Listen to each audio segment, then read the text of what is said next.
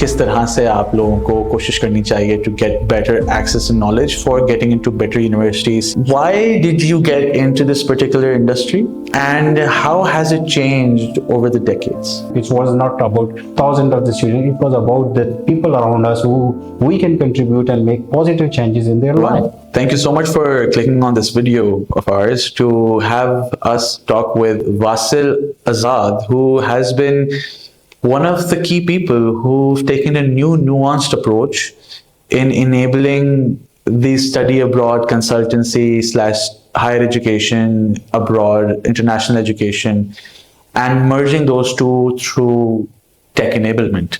And today we're going to have a deep dive discussion on what the gaps are in the market, what's it like to go ahead with orthodox models, conventional models, किस तरह से आप लोगों को कोशिश करनी चाहिए to get better access and knowledge for getting into better universities, seeing as to what works for you and what doesn't work. So we'll start off with a quick intro. I just spoke with Vasil a couple of minutes ago and he's a great guy and I can't wait to have you get some insights as to what he's building, what he's built and what his takes are on the current ecosystem. So please, Vasil, thank you so much. Thank you, Ahmad. It's wonderful to be here. I'm Vasil Azad. I've been in EdTech for a good couple of decades now.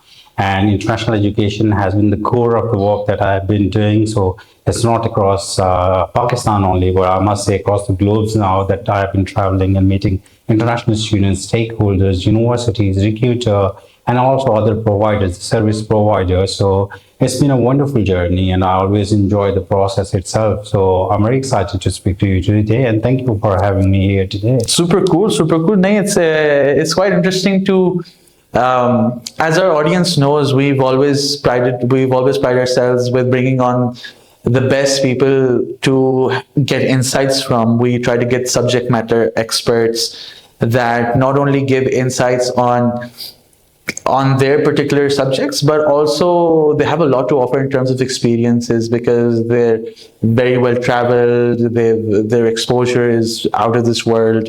So I want to start off with a quick insight on why did you get into this particular industry and how has it changed over the decades? Okay, all right. Thank you. That's a very interesting question. Luckily, it's a very small story where I came into this field. I saw some of my family members wanted to study abroad, but they were not able to find any good consultant and the admission process very complicated. You know, the resources back in 2008-9 were very limited and access to the universities, the admission process, visa and the rules and regulations were very, very hard to get and it was not easy to fetch with the new AI things happening in every sport that we are getting. And that's where I thought to help them with the process and just started searching, meeting different people. And I found that there is a large shortage in this one. I myself was in the first year of my university. So that's where I thought to help with this, the student. And luckily, some of my seniors in the university, they were also aiming to apply. A few of my teachers and professors. So I helped them at very initial stage at that time when I was around 18 myself too. So that's where I thought that this is something that helping other, creating opportunities for them, providing them solution is what actually excites me a lot. It brings a lot of positive energy in me and why not to go into this field, help thousands of the students around number at that time, which was not about thousands of the students, it was about the people around us who we can contribute and make positive changes in their life. So that's where I started into this one. So with the passage of time, I kept on doing. Then we built a conventional office, going to different students. They were coming at that time. So that's where it all started. And now we have gone global and it has been a wonderful journey. As you mentioned, over the 2 decades, I've seen that things have changed so much in terms of accessibility, in terms of opportunities, in terms of those all opportunities which were actually confined and limited back in that time when it was not there. But again, with the passage of time, I believe that we need to bring changes within ourselves, within our processes, within our systems. And if we'll not be bringing that innovation, kind of creativity, a kind of more positive driven solution and keep on building the gap that comes with the new technologies, we will be wiped out of the system or the whole ecosystem, whatever we are talking. Therefore, innovation itself is a very important part of that one. And that's where we have moved toward that tech platform where we can help the universities, agencies, and students at a global scale rather than any conventional model. That's actually quite insightful because आमतौर पे लोग start करते हैं with a clear focus that they want to get rich, ठीक है, they want to make money, they want to make good money. Yeah. But seeing that you just started off with the need to help people. Yeah. So yeah, it's the earnestness that really took things forward. And I feel that's really important. Whenever someone starts something, it's not the long-term goal that you think would that you have will come in place when you start this off. It's rather what impact do you have immediately in people's lives, in yourself, in your surroundings. So that's really great that you started off with identifying a gap, and just for the sake of the game, you just started helping out. So that's pretty good. Just to, sorry. Just to I want to add this thing because most of the young people would be watching it, and I want to tell them that if you have something that you want to do that actually create more of the positive energy inside you, that makes you more passionate, then you will not be looking that you're working 24/7 or how long you're working, you're not getting proper sleep or that one. And that's where the entrepreneurship, what we are talk about, the innovation is.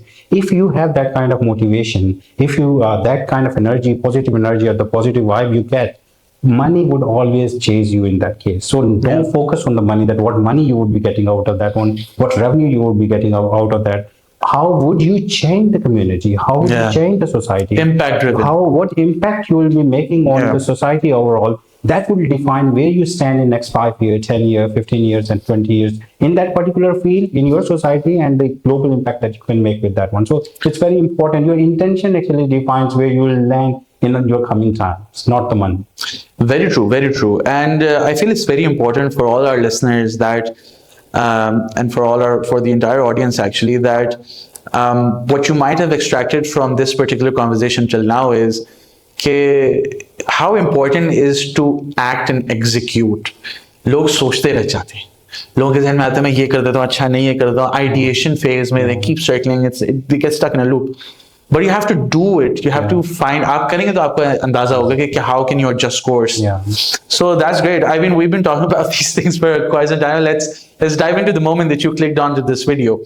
We're going to talk about the requirements of the market. ठीक है, how the market is today, what gaps are, and what gaps do tech-enabled platforms like Intellect solve in today's market. All right. Well, if we talk about the gap, because we work in the international education industry where we see the people do travel from a country to another country for education. So education is the best purpose, and that should be the sole purpose of this process.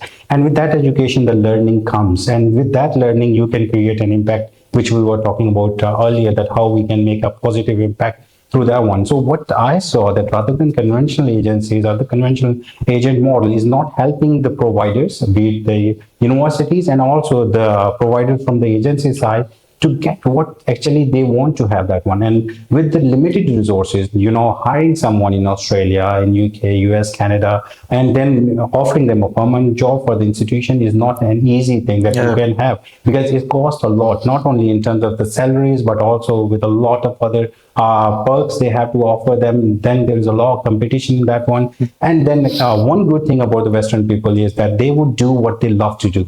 They will not be doing those kind of jobs just for sake of money. If they are capable, they would only do those roles. They would perform those roles if they love to do those roles. It's very important for our people. So it was even a bigger problem for the universities to get the quality students and those one. That's where we saw there is a gap, not only in terms of the number of the students that everybody talks about, but also in terms of the compliance. Because when we talk about Australia or the UK, compliance is the key concern for them, and they want to have a good quality student who could come there, who could create a positive impact at the institution, and then that would also be reflecting in their personality. They could move on if they go out going on PSW, they go for a professional career, professional job, and then they learn and they contribute to the society. And if they are making a positive contribution, the destination country would be more than welcoming to offer them the kind of permanent residence. Or permanent residence is not the ultimate goal. If you have good skills, good degree, good knowledge, good exposure, and you have very good intent and a good temperament to work with the people with the multicultural environment, the opportunities are endless. It has nothing to do with one degree, one university, one city, or one country. Then the whole world, what we say as a global village, that would turn as a global village for you. It doesn't matter, you will be getting opportunities from Canada, from Sweden, from UAE, from Saudi Arabia, or any part of the world. So the opportunities are endless for that. So PR is not any goal, or the permanent residence. It should not be the goal, but your own skills, your own personality development, the exposure, that should be the key for the student. And that's where we found that there is a huge gap in understanding what is the purpose of international education, and also in terms of the universities, that how they should develop their markets, be it in Southeast Asia, because we see there is a lot of volume in South Asian market, especially because of India, and then a lot of population of Pakistan. Also, one thing that will surprise you with Nepal, that their outbound mobility is around 20%, which is one of the highest in the world. So that is where the problems are bigger for these countries. Yeah. The talent is leaving them, the opportunities are limited in these countries. But when that talent goes from here, they are not able to cultivate the outcome of the destination, where they could be doing something positive, which can actually not only change their life, but also can bring a very positive message about their home country too. Indeed. So that is the gap that we found, that with the tech, and obviously you can't, reach thousands of the students with the conventional model by having an office, but with the tech, you can reach around the world. You can connect with the counselors, with the agents, with freelancer, with the student ambassador, uni buddies. So you can you can create an impact at massive scale. And that's what we identified, and that's what we are working around. And we are working around in probably now around 15 countries at the moment, and we are expanding it to more of the opportunities, more of the countries, more of the source market around the world. Super cool, super cool. Nahi, I feel that's really important. Couple of things that you mentioned here, which I'd like to rehash for our audience, is that a lot of people, especially from Pakistan, have this single-minded approach towards going abroad. Is that they want to settle abroad, by hook or by crook. Okay? PR is unfortunately the de facto ultimate goal. Okay? Getting a stable employment after a degree, that's good, but that shouldn't be the ultimate goal. Well, we're trying to become a nation that is not only bringing in multicultural aspects of different parts of our society from within the country, but we're also trying to export that and try to build a better image throughout the world that, hey, greatness comes from Pakistan, and you can be the ones that can explore it. It's just that we, the people, need to believe in ourselves as well. So PR shouldn't be the ultimate goal, listeners. It should be it shouldn't be the ultimate goal. What should be the ultimate goal is how can you be better than the you of yesterday, and drive about change wherever you are. The other thing a lot of our viewers might not know is about the compliance requirements that you mentioned in your previous statement, because I feel there's a lack of transparency in this particular industry. Study abroad consultants work in a different manner, in a different pace, in a different environment. Students have no idea what's happening behind closed doors. Universities might not actually be directly connected to students that much as they are to study abroad consultants. So what exactly are the key things that people should know about before actually getting on board with the consultant? Number one. What things are extremely crucial for universities that students should know about? And how can we identify which particular university is the best for us? Okay, all right. Now that's more of a deep conversation, because it's now compliance, and compliance is connected from the universities, because whatever in this field would happen would always come from the universities. It will not go from the agencies or from the student, because whatever the policies, whatever the strategies, whatever the requirements would be set and would be followed would come from the universities, because universities are the key sponsor in this whole process.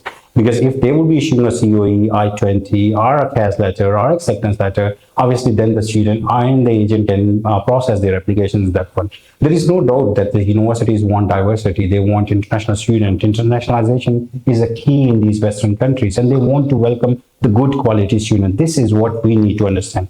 Every university wants to have a good quality student who could contribute in their institution and also in the society, and who they could be very proud of as an alumni, that how they have contributed not only in the institutions, academics, but also post degree, how they have done in that one. And with the recent trends and the surveys and how the institutions are mapping themselves, I have seen that they are seeing that how the students are getting ROI and what is the outcome of their degrees, what they have invested in us, and where they have improved. Just coming back toward the compliance thing, I see that universities are the providers, are the key stakeholder in this one, and then they are being supported by agencies too. The agents, whoever gets an agreement, always says them that it's a privilege to work with those institutions, because and you should value those partnerships, because you are a partner of that institution in their internationalization. So if you're not going to in the right direction with the institution, you both would at some stage would say not only separate, but it would be a problem for your country. For let's say any university, ABC University gets a problem in any country, they would stop recruitment from that country. Yeah. So that means a door has been closed. And if it goes at a wider scale, that multiple institutions get those issues, then those institutions would stop working in those countries. But if it goes across the board, then the country would stop processing visas for those countries too. Like you would have seen that recently, UK has stopped processing visas for 4 countries. Now that's a huge loss, even if the student has full funded scholarship from any UK organization or any organization which is a kind of trustworthy organization or reputable organization around the world, they will never be able to apply for a visa in the UK. So that is a loss for the student, that is a loss for that country, that is the loss for that institution as well, because they are missing out the best talent that could have come from their country too. Indeed. So compliance is a key. Recently I was going through the data and I saw Pakistan is leading in terms of the asylum seekers in the UK. So that has actually created a lot of problems for those students who now want to apply to the UK. The universities are strict on them, not only the universities, but also the UKVI. They are interviewing them, and to my surprise, the interview pass rate is too low that I don't want to mention it in this podcast. So is the case with Australia, that we see that recently the visa refusal rate from Pakistan has been around 50%. At some stage it was around 40 to 50%. And this is what we are talking about higher education. If we talk about VET sector, which is vocational educational training sector, the visa refusal rate at one stage was around 90%. So every one out of 10 students was able to get only visa. So that's a huge problem for that one. So why has it happened? This is what we need to understand. It has happened because of the compliance thing, the quality of the student who have already gone there and who have created those problems. So this is what I always say to the student and to the counselor. When you are going abroad, you're not going alone. You are carrying that community. You're carrying your society. You're carrying your culture. Whatever you will be doing, that will impact not only you, but also your country. That will impact all the family members, friends, other member of your country who want to apply into that country. If you would be a good citizen, if you would be a good student, you would contribute positively. That would open door for more people. One of the good thing about Australia in that context is that they have assessment levels. If any country has a good outcome in terms of the course completion rate, not dropping out from the institution, they would place that country into assessment level 1, which means this country's students applying from that country or the people applying from that country will not need bank statement, they don't need IELTS or any English test. So the doors are very flexible in that case. But it would only be possible from those students who have, or those ambassadors who have already gone there and what they are doing in their community.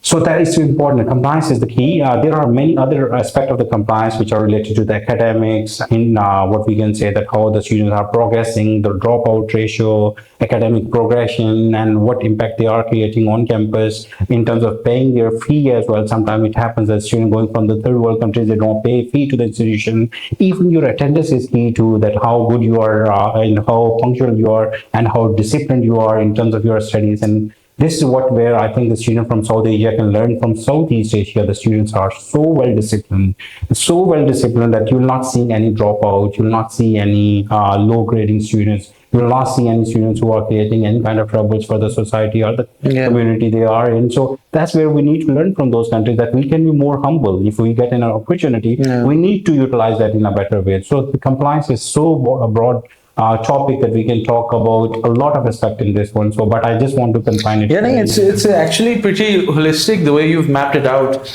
So every action that a student takes has a trickle down effect on every member of that particular nation, of that particular society. So, and I feel it's really important. Like anyone that's going abroad is not just a responsibility on their parents or themselves, but it's also responsibility on them for their nation, for the people that they represent. And it's really important that people understand the gravity of that situation. Exactly. Okay, my actions can lead to the downfall of so many things, right? So it's really important that people become really self-aware. Yeah. One of the things that you mentioned in the previous statement was that there's a lot of, you can say, a lack of data-driven decision making in consultancies. How can consultancies, or rather students themselves, can make themselves data driven throughout this entire process? Like what sort of metrics should they look at, like acceptance rates, visa ratios, the success rates, success factors of certain certain consultancies, like these sort of things? Where can they find that data and how can they assess it? Well, to be honest, from student point of view, I think it's very hard to find those data because these are not published publicly, and no agency would be saying that sharing the exact data. So it's very hard to get from that point of view. But in terms of finding the institution, they can use those data. These data are available on a number of sources, platform resources, online resources are available. Plus, with the new, these platform, they would see a lot of students who they can connect and actually experience the real experience of those students. Similarly, they can have a virtual tour of the campus. A university that might be good in the business program might not be good for the AI students, or any university which is good for sustainability or energy or those kind of topic might not be subjects might not be good for any other, like in the medical field or those ones. So the student should not be looking at overall QS ranking or the complete university guideline. They should also be looking at their own specific subject and what they are going to study. Similarly, when you go there, you'll find that social media, Facebook, a number of groups regarding to that department would be there. So you can join and you can ask the question to the real students who are studying there, that how their experience is and how the life is. Because every university will say, they'll say, oh, our employability rate is 96%, 99%. And that employability rate doesn't mean that those students have been in their professional career. That means they would have started another degree within 6 months or within 1 year, or they would have gone to any internship or any externship or anything. So that is a kind of combination of everything rather than going into the professional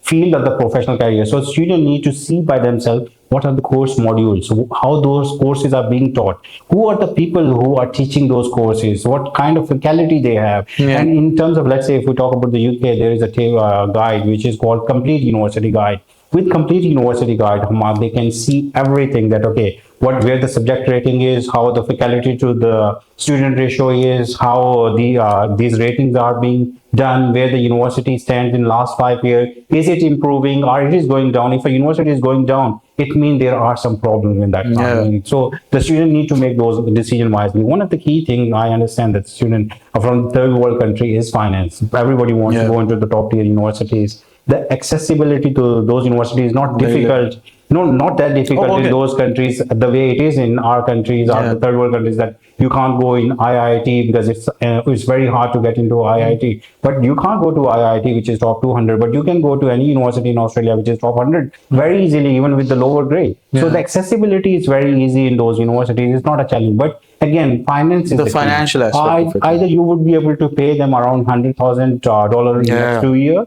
If you get, and if you think that, oh, I can pay the partial of that one, rest I can make by doing part-time job, then you will not be having actually the outcome that is actually required from that degree. You can have that degree too, but actually it will not bring that kind of exposure in your personality in terms of the academic learning. The outcome would not be exactly the one who has been studying properly at the university during those 2 years or 3 years of their study. So access going to those universities, top tier universities, top 100, top 200 in Western countries is very easy. Like if I talk about the undergraduate student, it's even more easier for them. If they can't make it directly to the university, there are a lot of pathways provided. They can help them to study for a foundation year, for an international year one, for a diploma, and then they can progress into the second year of the university or the first year of the university. So the accessibility, the beauty of the Western world is that they don't stop you based upon your academics. They still open ways for you. The only thing is that now you need to use those ways in a positive way, and finance is one of the key in that. Yeah. So if you don't have, you're not financially strong, doesn't matter you have gone to Harvard, Cambridge, or whatever university you are, you're not going to be successful in that way unless you have a fully funded scholarship and you are fully focused on your studies, because study should be your key in Primary your focus. and that should be your primary focus whenever you are in that country, and then you would be able to groom progress in yourself, in your world, and you would be able to provide solutions, tech-driven solutions, whatever solution, whatever field Indeed. you would be able to do in that particular way. All right. So we want to talk about what the role of the universities are in getting in the right students to their campuses. What roles would you think that is missing today, and what should be the next course of action? Okay. Well, that's a very important question. We are talking about aggregator platforms, the compliance issues, internationalization, but nobody is talking that how the sponsor, who is the key stakeholder, is acting in this whole process. Yeah. For the universities, it's very important that they should do more of the responsible recruitment, and it should be more ethical recruitment.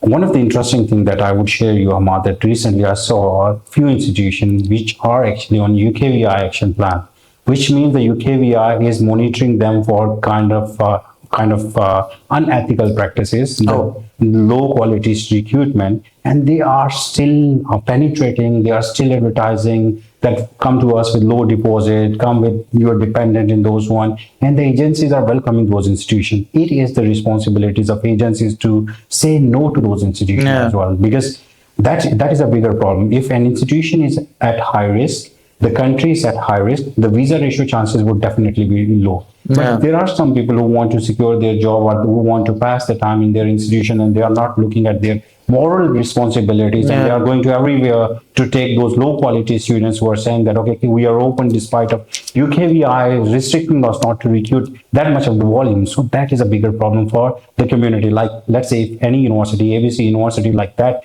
is doing those kind of activities in Pakistan. Pakistan itself is in high risk region. The refusal rate for the last quarter 4 was around 40%. If a student is going to that university, which is in action plan and consistently recruiting those numbers, because they would be looking at the revenue from those numbers. The problem is the visa ratio from a country where the refusal rate has touched 40%, for that institution, the refusal rate would be even double. So it's now the responsibility of the agencies to tell them that, look, this university is in an action plan and they are doing the massive recruitment in our country, from our country, and that means that, and we are already in a high risk market, that means only 20% of the student would hardly be able to get the visas to those institutions. So a student who is investing that much of the money will not be able to make those institutions. So from the universities end, it's their responsibility. Once the UKVI, the authorities have told them that you have recruited such kind of students, your dropout ratio has been 40%, your asylum seeker cases have been around 20%.